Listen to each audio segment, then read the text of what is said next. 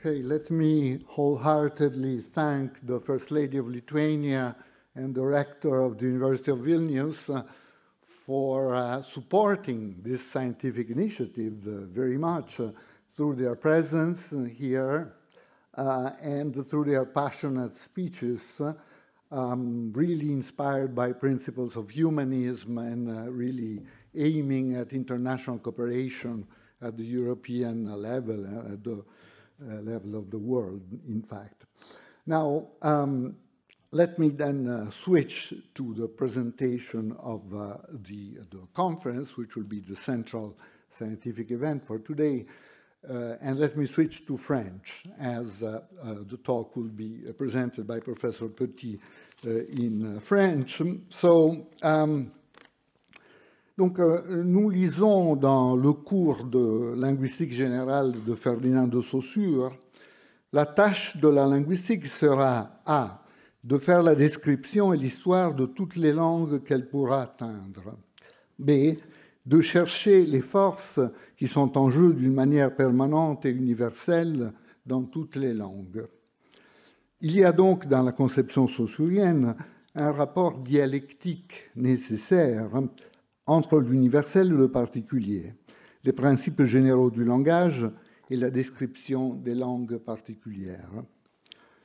Cette conception, qui restera à la base de toute la linguistique comparative à venir, est reprise par Antoine Meillet, élève de Saussure, à l'École pratique des hautes études. Dans sa leçon inaugurale du cours de grammaire comparée au Collège de France en 1906, Meillet écrit « La recherche de loi générale doit être désormais l'un des principaux objectifs de la linguistique. Mais dès par leur définition même, ces lois dépassent les limites des familles de langues. Elles s'appliquent à l'humanité entière. Donc, en comparant les langues indo-européennes, on contribue à l'étude du langage en général. » Meillet illustre dans sa leçon la nécessité d'une méthode résolument comparative, basée sur l'analyse détaillée d'autant de langues que possible. Dans cette quête de propriété générale du langage par la comparaison, chaque langue peut donner une contribution essentielle. Les langues baltes, et le lituanien en particulier, avaient attiré l'attention de Saussure et de Meillet par le haut degré de préservation de structures et propriétés anciennes. Nous lisons dans le cours saussurien, le lituanien, qui se parle encore aujourd'hui, n'est connu par des documents écrits que depuis 1540. Mais à cette époque tardive, il offre dans l'ensemble une image aussi fidèle de l'indo-européen que le latin du IIIe siècle avant Jésus-Christ. Un point réitéré et renforcé plus tard dans le cours saussurien. Le mot « ancien » peut désigner un état de langue plus archaïque, c'est-à-dire dont les formes sont restées plus près du modèle primitif, en dehors de toute question de date. Dans ce sens, on pourrait dire que le lituanien du XVIe siècle est plus ancien que le latin du IIIe siècle avant notre ère. On retrouve l'écho des propos saussuriens chez Meillet, par exemple dans son introduction à l'étude de langue indo-européenne. Le lituanien, je cite, est remarquable par quelques traits qui donnent une impression d'antiquité indo-européenne. On y trouve encore au XVIe siècle et jusqu'aujourd'hui des formes qui recouvrent exactement des formes védiques ou homériques. Nous retrouvons ces considérations dans les souvenirs du public des cours de Meillet au Collège de France. Edmond Privat écrit « Qui veut retrouver sur les lèvres des hommes un écho de ce qu'a pu être la langue commune indo-européenne, dit M. Meillet au Collège de France, va écouter les paysans lituaniens d'aujourd'hui. » Donc les paysans lituaniens nous donnent une idée relativement précise de ce que la langue commune indo-européenne aurait pu être. D'ailleurs, la pertinence du lituanien pour les études de linguistique historique et comparative ne se limite pas au débat du siècle dernier, ni à l'archaïsme des formes lexicales ou de la phonologie.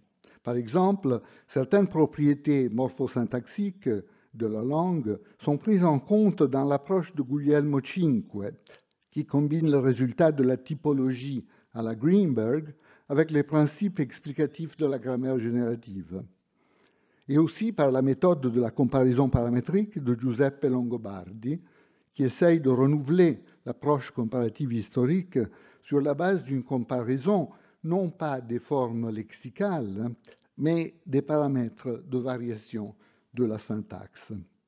Sur tous ces thèmes, les idées, le travail de Meillet, l'actualité du lituanien pour la linguistique contemporaine, nous allons entendre maintenant, après une courte pause, la conférence de M. Daniel Petit, professeur à l'École normale supérieure. Cette conférence, dans le cadre de la saison de la Lituanie en France, met aussi en lumière un nouveau partenariat entre le Collège de France et l'ambassade de Lituanie. Suite au classement du fonds d'archives d'Antoine Meillet, un manuscrit portant sur le lituanien a été retrouvé. L'ambassade a financé la numérisation de ce document qui va faire l'objet d'une étude approfondie par le professeur Petit. Je vous remercie.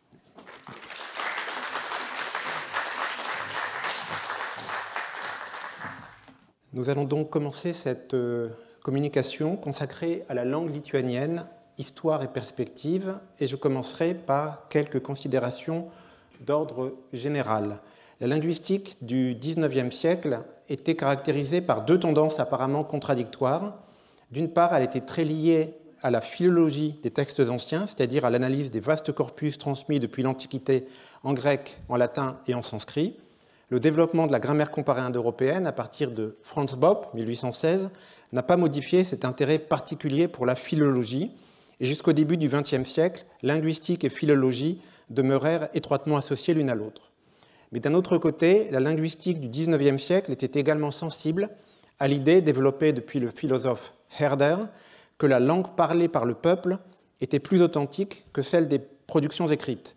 Ces deux tendances ont conduit plusieurs linguistes du XIXe siècle à entreprendre, à côté de leurs analyses des textes anciens, des voyages ethnographiques et linguistiques pour aller recueillir auprès de locuteurs vivants les langues sous une forme orale immédiate. Il est à cet égard significatif de relever un trait commun entre trois des linguistes les plus éminents du XIXe siècle, August Schleicher, Karl Brockmann et Ferdinand de Saussure. Tous trois ont entrepris un voyage en Lituanie pour enregistrer auprès des paysans la langue parlée, recueillir du matériel folklorique et prendre connaissance des particularités des dialectes vivants. L'intérêt pour la langue lituanienne au XIXe siècle peut s'expliquer par deux raisons principales. Cette langue indo-européenne de la sous-famille baltique, proche du letton, présentait deux caractères qui en rendaient l'étude essentielle pour les linguistes. Tout d'abord, le lituanien était connu pour son conservatisme, c'est-à-dire pour sa ressemblance avec les langues les plus anciennes de la famille indo-européenne, et ce, alors même que le lituanien n'est documenté à l'écrit que très tard, à partir du XVIe siècle de notre ère. L'archaïsme du lituanien, on le verra, est très frappant et a très vite attiré l'attention des linguistes préoccupés par la préhistoire des langues indo-européennes. Le second aspect, qui permet de comprendre l'intérêt pour la langue lituanienne, est le fait que cette langue était au XIXe siècle soumise à la pression de langues dominantes, l'allemand, le polonais et le russe. Depuis le XVIe siècle, la Lituanie était séparée en deux zones différentes. La partie occidentale, autour de Königsberg, l'actuel Kaliningrad, et Memel, l'actuel Klaipėda, sous domination allemande, et la partie orientale, autour de Vilnius et de Kaunas, sous domination polonaise, puis, à partir de 1795, sous domination russe, après l'intégration forcée au sein de l'Empire russe. La partie occidentale, soumise à la pression de l'allemand, était la petite Lituanie. La partie orientale, soumise à la pression du polonais et du russe, était la grande Lituanie, héritière du Grand-Duché de Lituanie, autrefois indépendant, puis dominé par la Pologne et plus récemment l'Empire russe. Dans la partie russe, l'usage écrit du lituanien en caractère latin fut même interdit À partir de 1863, seule l'écriture cyrillique étant tolérée, et une part importante de la culture lituanienne se réfugia en Petite Lituanie. Sur les deux territoires, la langue lituanienne était parlée par un nombre limité de locuteurs, et son existence pouvait donc paraître menacée aux yeux des linguistes occidentaux qui s'y intéressaient. Il y avait donc chez ces linguistes le sentiment d'une certaine urgence à recueillir les données de la langue lituanienne avant qu'il ne fût trop tard. Le XXe siècle n'a pas confirmé cette crainte, bien au contraire, il a consolidé la position du lituanien grâce aux deux périodes d'indépendance de la Lituanie. La première indépendance, 1918-1940, et la seconde indépendance depuis 1990.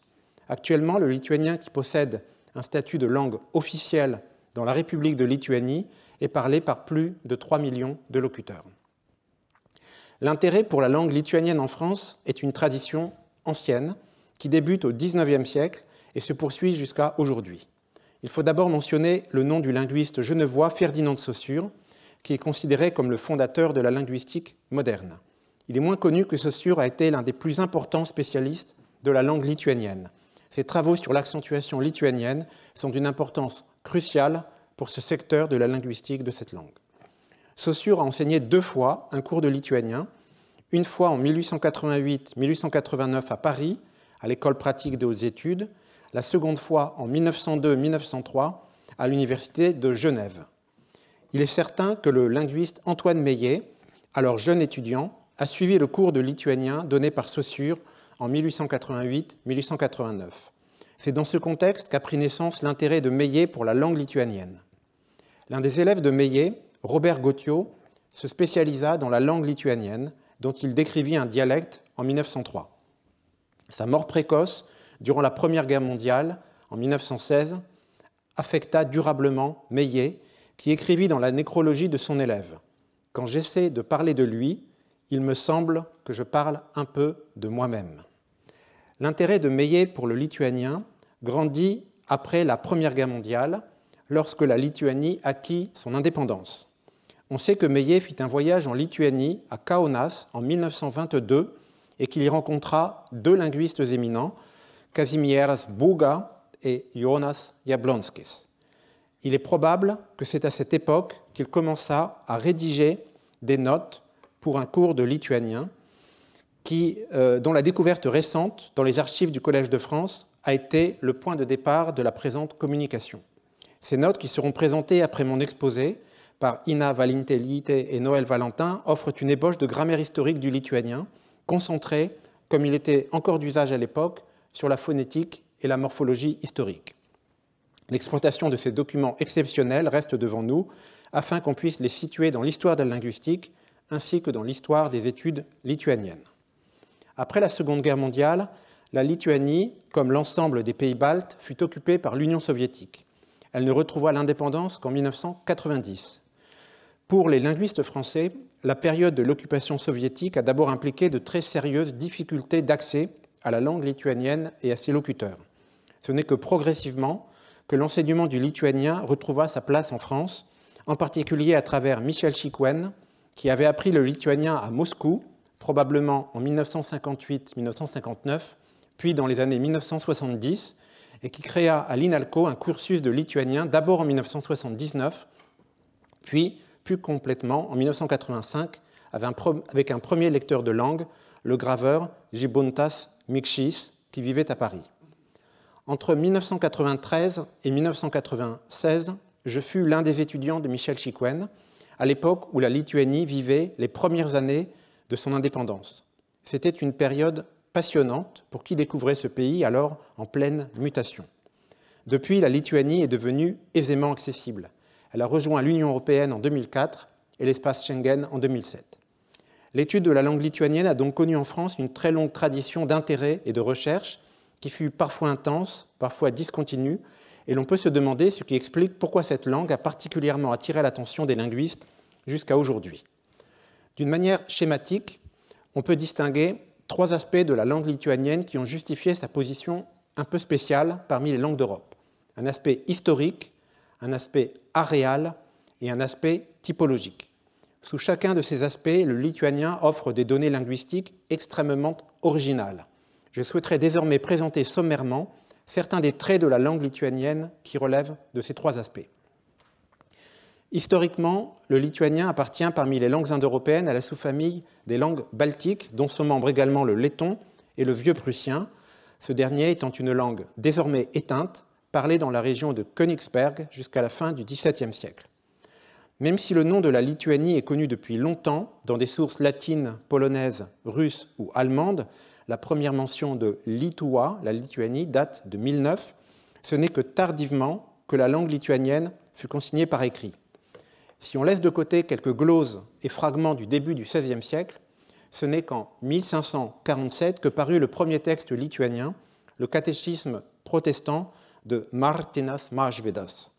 Jusqu'au XVIIIe siècle, la littérature écrite en lituanien fut presque exclusivement religieuse, qu'elle soit liée au protestantisme, par exemple avec Mažvydas, ou encore avec Jonas Bretkūnas, traducteur de la Bible à la fin du XVIe siècle, ou qu'elle soit liée au catholicisme, par exemple avec Mikalojus Daukša, auteur d'une imposante Postila Katolička de 1599, ou avec Konstantinas Sirvydas, auteur notamment du premier dictionnaire lituanien aux environs de 1620. Il faut attendre le XVIIIe siècle pour voir apparaître les premiers textes de littérature profane, en particulier le grand poème Mietai, Les Saisons, écrit vers 1765-1775 par Kristijonas Donelaitis. La littérature lituanienne est donc d'une date relativement tardive en Europe. En dépit de cette documentation tardive, le lituanien est unanimement reconnu comme la langue indo-européenne la plus conservatrice. Il est à cet égard essentiel en linguistique historique de distinguer deux notions qui sont souvent confondues par le grand public, l'Antiquité et l'archaïsme. L'Antiquité est une notion philologique qui concerne la date d'attestation des premiers textes. L'archaïsme est une notion linguistique qui concerne la proportion de formes et de structures héritées dans une langue. Le lituanien n'est pas une langue ancienne, mais il est une langue archaïque. L'archaïsme du lituanien est frappant dès le premier regard, et l'on peut dire qu'il a déjà ébloui les premiers savants qui se sont penchés sur cette langue.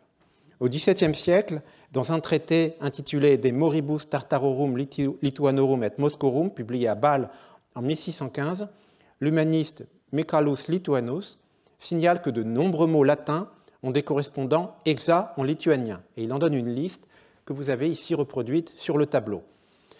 Durant cette période, la proximité apparente et visible du lituanien et du latin a pu conduire certains à élaborer une légende tirant le peuple lituanien de la Rome antique, à travers un chevalier appelé par les Monas qui aurait fui les persécutions de Néron pour se réfugier au nord de l'Europe. Ce récit mythique a longtemps perduré en Lituanie.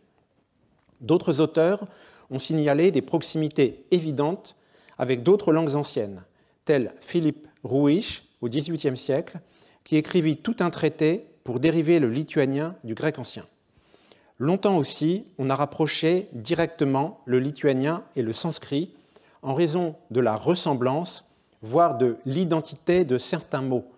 Vous en avez ici une liste incomplète, bien sûr, où l'on voit la ressemblance très forte entre le lituanien et le sanskrit. Au-delà de ces ressemblances lexicales, dont le nombre pourrait être multiplié, il existe aussi des ressemblances grammaticales tout à fait remarquables.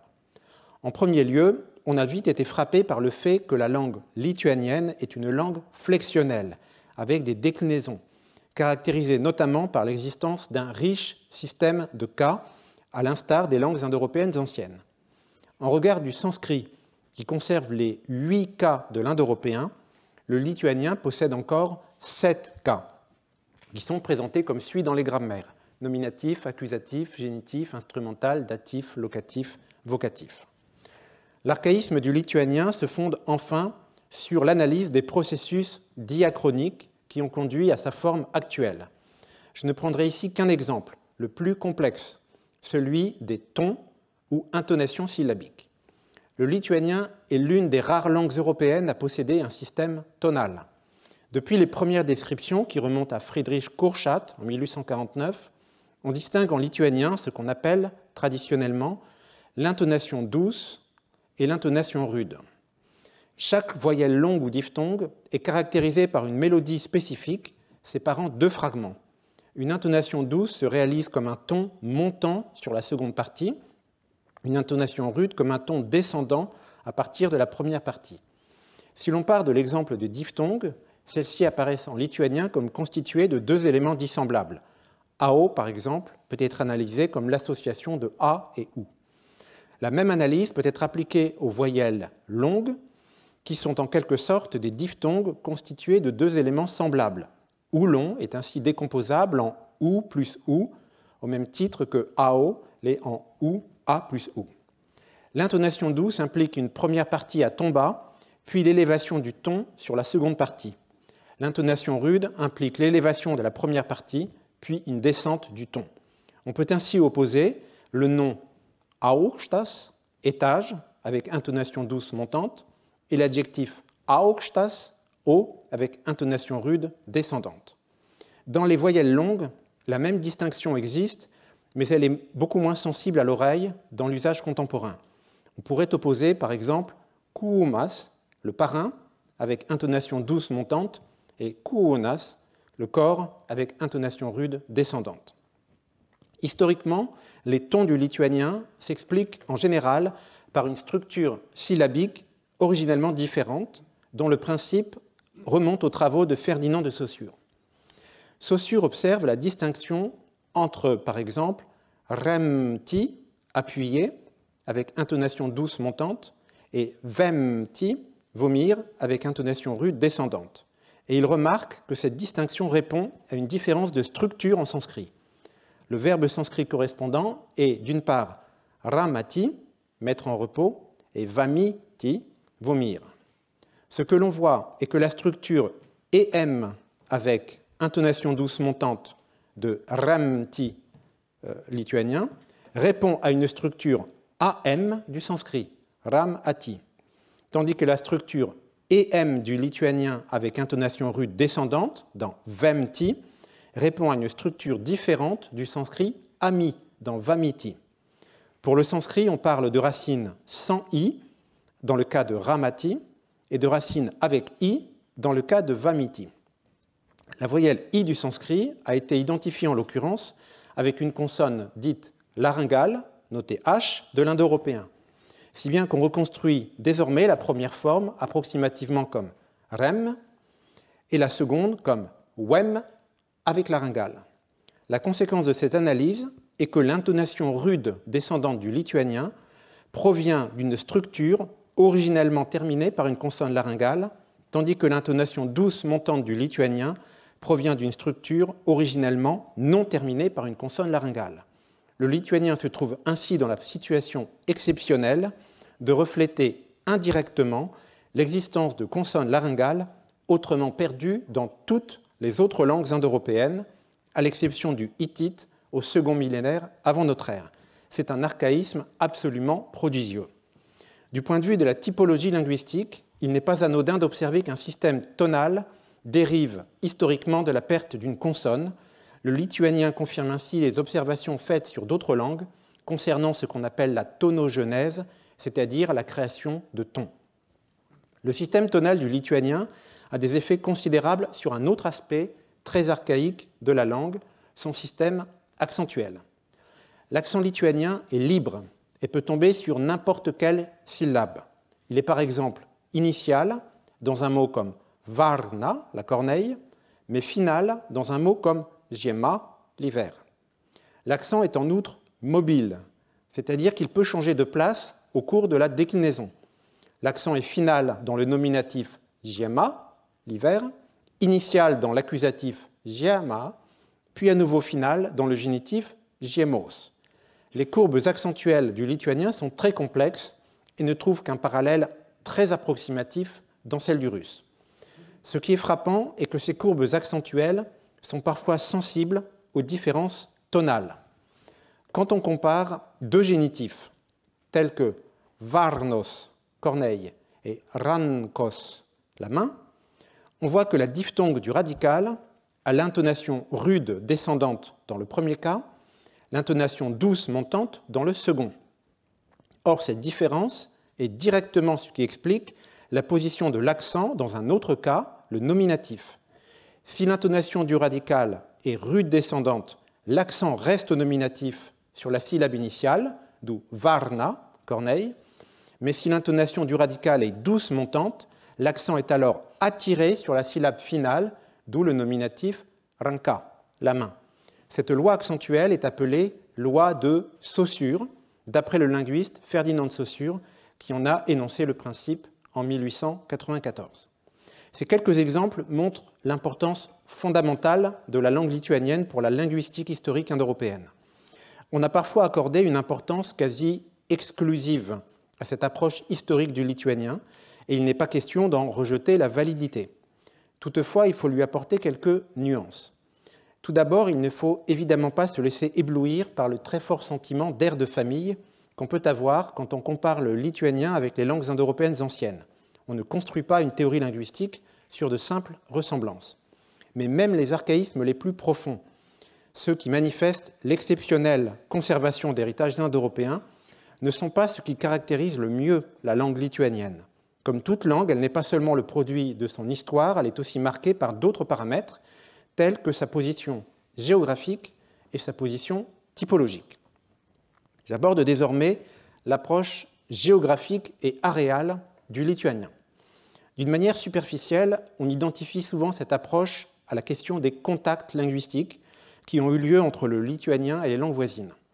Par sa position géographique, le lituanien, parlé sur les rives orientales de la mer Baltique, a été au voisinage de nombreuses langues, et dans son histoire, la Lituanie a été plusieurs fois soumise à un pouvoir étranger qui lui imposait l'usage d'une autre langue.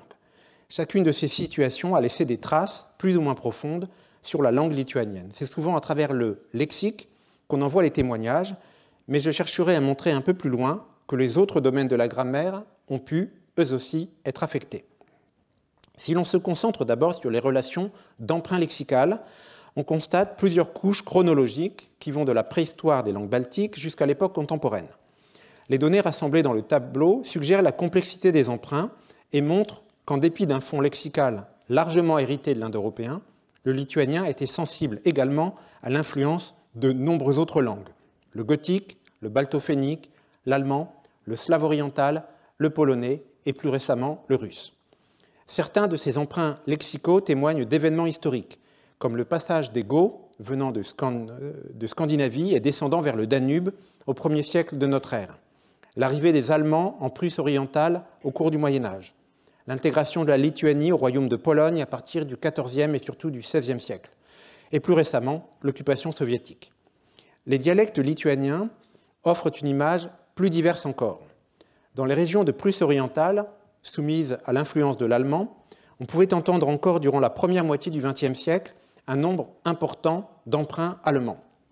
Au XVIIIe siècle, le poète Donelaitis, qui était originaire de Prusse orientale, emploie encore des mots tels que Schulmistras, maître d'école, de l'allemand Schulmeister, Jägere, le chasseur, de l'allemand Jäger, ou même Kartoffele, pomme de terre, de l'allemand Kartoffel. L'histoire des mots individuels peut refléter une grande complexité dans les relations d'emprunt. À titre d'exemple, on peut prendre le mot lituanien kunigas, qui veut dire le prêtre. Ce mot, qui est tout à fait courant dans la langue moderne, est en fait un emprunt au moyen allemand kunik, mais il présente par rapport à sa source une différence de sens notable. Le mot allemand König, qui est prolongé en allemand moderne sous la forme König, signifie le roi et n'a qu'un sens politique, non pas religieux. La déviation sémantique du mot lituanien kunigas, le prêtre, s'explique si l'on prend en considération le dérivé kunigaikštis, le prince, dans lequel on retrouve un sens politique. Le couple kunigas, prêtre, kunigaikštis, prince, dans lequel le mot simple a un sens religieux, le mot dérivé un sens politique, trouve un parallèle exact dans les formes polonaises ksiądz, le prêtre, książę, le prince, où l'on observe la même répartition. Il est probable que l'évolution du sens politique au sens religieux s'est d'abord produite en polonais, voire plus loin, car elle se retrouve en tchèque, et a été ensuite imitée en lituanien. Cela signifie que kunigas est en lituanien un emprunt à l'allemand, modifié par une influence du polonais. Dans l'histoire des langues, on a accordé beaucoup d'importance aux emprunts lexicaux, sans doute parce qu'ils sont directement visibles. Mais on a été moins sensible aux influences indirectes qui se manifestent par l'imitation ou la diffusion de structures parallèles. Le lituanien n'a pas été exempt de telles influences, en particulier dans le domaine de la syntaxe. Mais il n'est pas toujours facile de les distinguer d'héritage partagé ou d'innovation autonome. On peut prendre ici un exemple caractéristique, celui de ce qu'on appelle l'instrumental prédicatif. Il existe en lituanien un cas spécial appelé instrumental, en général utilisé pour exprimer l'instrument de l'action, comme dans l'exemple 1. Planter un clou avec un marteau, plaktuku, avec un marteau, l'instrument de l'action se met à l'instrumental. Accompagné de la préposition su, avec, le même cas exprime l'accompagnement, ce qu'on appelle le commutatif, su broliu, avec un frère. Le même cas, l'instrumental, peut aussi être employé en lituanien pour introduire un complément prédicatif s'il renvoie à une qualification provisoire alors que le nominatif est employé pour une qualification permanente. On opposera ainsi les exemples 3 et 4. Jis buvo mokytojas, avec le nominatif, il était enseignant, signifie qu'il avait un statut permanent d'enseignant. Jis buvo mokytoju, il était enseignant, employé comme enseignant pour un certain temps, avec le cas instrumental.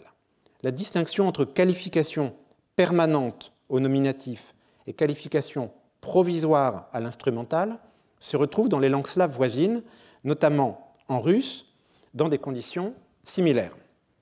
On opposera ainsi on vrach, il est docteur, statut permanent au nominatif, on unas vrachom, par exemple, il est docteur chez nous, employé comme docteur pour un certain temps à l'instrumental. La même distinction existe en polonais, mais elle sépare les prédicats adjectivaux au nominatif et les prédicats nominaux à l'instrumental. On jest piękny, nominatif pour l'adjectif, on jest żołnierzem, il est soldat, instrumental pour le substantif. On a parfois supposé que l'instrumental prédicatif résultait en lituanien d'une influence des langues slaves voisines. Ce que l'on observe en tout cas est que la construction lituanienne ne peut pas être imitée du polonais, où la distribution de l'instrumental prédicatif est de nature grammaticale. Elle oppose les noms et les adjectifs, et non pas de nature sémantique, opposant une qualification provisoire ou permanente. Une source plus directe pourrait alors être le russe, mais pas sous sa forme moderne, parce que l'instrumental prédicatif apparaît dès les premiers textes lituaniens, au XVIe siècle, bien avant l'influence russe moderne, bien avant l'occupation soviétique en particulier. On pourrait penser à l'époque du vieux russe, variété de langue slave orientale, utilisée comme langue de chancellerie dans le Grand-Duché de Lituanie au Moyen-Âge. Il est toutefois difficile de l'affirmer avec certitude, et l'on pourrait tout aussi bien admettre que l'instrumental prédicatif est en lituanien un héritage propre, mais partagé avec le slave. On sait que les langues baltiques et les langues slaves, tout en étant clairement des branches indépendantes au sein de la famille indo-européenne, présentent des convergences spécifiques qui ont conduit le linguiste à les tirer d'un ancêtre commun qu'on appelle le balto-slave. L'instrumental prédicatif pourrait résulter d'une innovation commune aux baltiques et aux slaves, et non pas d'une imitation tardive d'un modèle slave en baltique. En réalité, pour qu'on puisse attribuer un trait du lituanien à une influence externe, il faut disposer d'indices qui font ici défaut. L'approche aréale du lituanien est ancienne, mais elle s'est développée surtout depuis la fin du XXe siècle, une fois que les modèles descriptifs du contact linguistique ont été affinés. Cette approche a permis de mettre à jour des phénomènes de diffusion relativement étendus, incluant non seulement les langues slaves voisines, mais aussi en partie les langues finno-ougriennes. On a pu parler de la Baltique orientale comme d'une ère linguistique, ce qui est très certainement valide, mais demande pour l'avenir des études plus nombreuses et plus détaillées. J'aborde maintenant, pour finir, l'approche typologique du lituanien. Historiquement, cette approche est la plus récente. Cela s'explique par la prédominance du modèle historiciste, qui a longtemps été fasciné par l'archaïsme du lituanien, mais aussi par le fait que la typologie linguistique, fondée sur la recherche de traits universels du langage, s'est développée à partir des années 1960 en se tournant prioritairement vers la diversité des langues du monde. Cet élargissement de la recherche s'est également accompagné d'un approfondissement des modèles théoriques aptes à décrire les langues. Il suffit de penser ici aux différents modèles générativistes qui ont profondément renouvelé la linguistique depuis les années 1950. Dans les dernières décennies, le lituanien a pris sa place dans la linguistique moderne et ses traits les plus remarquables, indépendamment de la question de leur antiquité, ont été intégrés aux réflexions générales de la typologie linguistique. Je prendrai ici un exemple qui montre l'apport du lituanien à la linguistique moderne, la question de l'évidentiel. Il existe en lituanien un riche système de participes. Ces formes connaissent divers emplois dans la langue, mais l'un d'entre eux attire particulièrement l'attention. Un participe peut constituer le noyau verbal d'une prédication simple au lieu de l'indicatif, et l'énoncé se charge alors d'une valeur sémantique spéciale, indiquant une source indirecte d'information. On peut ainsi comparer les deux exemples suivants. Danute dirba mokikloye. Danute travaille à l'école. Avec l'indicatif, je signale qu'il s'agit d'un fait avéré. Danute dirbanti mokikloye. Danute travaillerait à l'école. Avec le participe, j'indique que c'est seulement ce que l'on dit, ce n'est pas sûr, ce n'est pas garanti. Lorsque le participe est le noyau du prédicat, celui qui parle signale qu'il ne prend pas à sa charge le contenu de ce prédicat. Cet usage a reçu le nom de mode relatif et le terme lituanien est nietiesiogine nuosaka, le mode indirect. Il se rencontre notamment dans les médias lorsque le journaliste tient à indiquer que l'information n'est pas confirmée, comme le ferait le conditionnel en français. Le mode relatif du lituanien relève d'une catégorie sémantique observée pour la première fois par Franz Boas en 1947 à propos d'une langue amérindienne parlée en Colombie-Britannique au Canada, le Kwakiutl, puis étendue par Roman Jakobson en 1957 aux langues des Balkans, notamment le bulgare, où l'on observe un emploi comparable du participe dans ce qu'on appelle le mode renarratif. On peut ainsi opposer en bulgare 11 et 12 Maria napisa kniga, Maria a écrit un livre. Avec l'indicatif, il s'agit d'un fait avéré. Et Maria napisala kniga, Maria aurait écrit un livre. Avec le participe, on signale que c'est ce qu'on dit, ce n'est pas sûr, ce n'est pas garanti. Jakobson propose le terme evidential pour décrire le phénomène et il en donne la définition suivante, qui est indiquée sur la diapositive, insistant sur le caractère indirect de l'information. Vers la même époque, le linguiste Gilbert Lazare proposa en français le terme médiatif pour décrire le même phénomène en tadjik, une langue iranienne. Ce terme a été repris par Zlatka Gencheva en 1996 et 2007. De son côté, Claude Agege parlait de médiaphore. Ces différents termes proposés en français avaient pour but d'éviter d'utiliser le terme évidentiel, parce qu'en français, il évoque évidence, ce qui paraît contradictoire avec l'évidentiel, en tant que celui-ci marque une absence de confirmation du contenu de l'énoncé. Dans la littérature typologique, la notion d'évidentiel a connu une grande diffusion et les faits du lituanien sont désormais clairement répertoriés, identifiés et analysés comme relevant de l'évidentiel. Des travaux récents se sont efforcés de distinguer deux notions, l'évidentialité en tant qu'elle donne une indication sur la source de l'information et la modalité épistémique qui indique le degré de véracité accordé par le locuteur à l'énoncé, ce qui n'est pas tout à fait la même chose. On trouve ainsi chez Diewald et Smirnova l'ébauche de cette distinction entre évidentialité et modalité épistémique. Dans ce qu'on appelle le mode admiratif, la langue albanaise met l'accent sur l'évaluation subjective plus que sur la source de l'information. Donc vous avez les exemples 13 et 14. Tu es en Amérique, avec l'indicatif, il s'agit d'une simple constatation. Et le second énoncé, tu es en Amérique, waouh, surprise. Avec le mode admiratif, on signale qu'on ne s'attendait pas à cette information. Alors que le mode renarratif du bulgare relève de l'évidentialité, le mode admiratif de l'albanais paraît relever plutôt de la modalité épistémique. Pour sa part, le mode relatif du lituanien donne plutôt une indication sur la source indirecte de l'information, comme en témoigne son usage dans les médias par les journalistes, plus que sur l'évaluation subjective. Il est donc plutôt évidentiel que épistémique. Toutefois, il n'est pas difficile de trouver en lituanien des exemples où prédomine l'évaluation subjective, comme l'exemple suivant.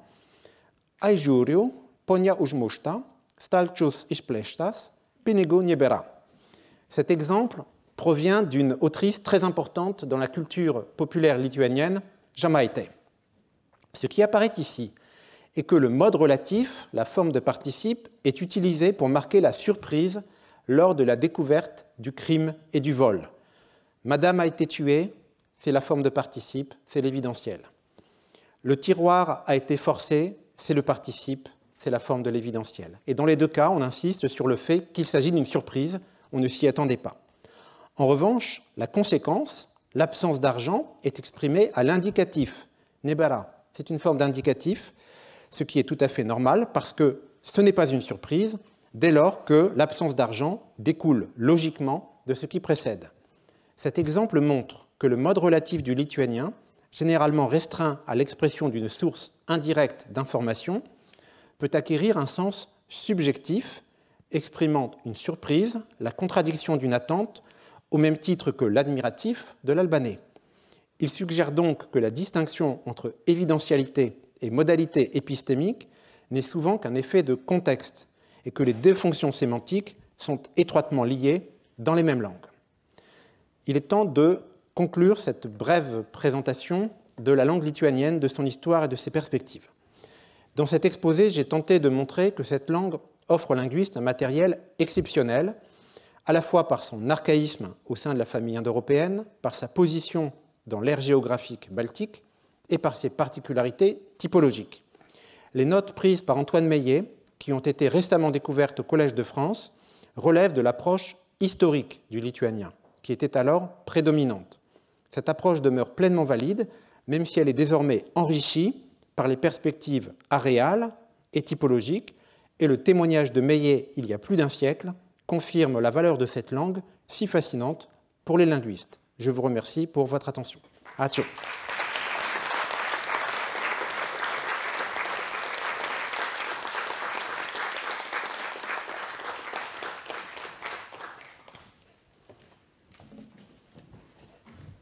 Okay, merci beaucoup au professeur Petit pour cette illustration très riche. Malheureusement, nous sommes très en retard. La délocation de Lituanie est attendue ailleurs, donc nous devons terminer ici. Mais je voudrais remercier tous ceux qui ont rendu possible cet événement par leur travail. Donc d'abord le professeur Petit, puis Monsieur Valentin Noël de la bibliothèque du Collège de France, Madame Laura Ceponite et Madame Ina Valintelite de l'ambassade de Lituanie en France, entre autres Madame Valintelite, la personne qui a effectivement découvert le manuscrit de Meillet à la bibliothèque. Donc merci aux autorités qui nous ont fait l'honneur de participer. Merci à toutes et à tous et bonne saison de la Lituanie en France. Merci.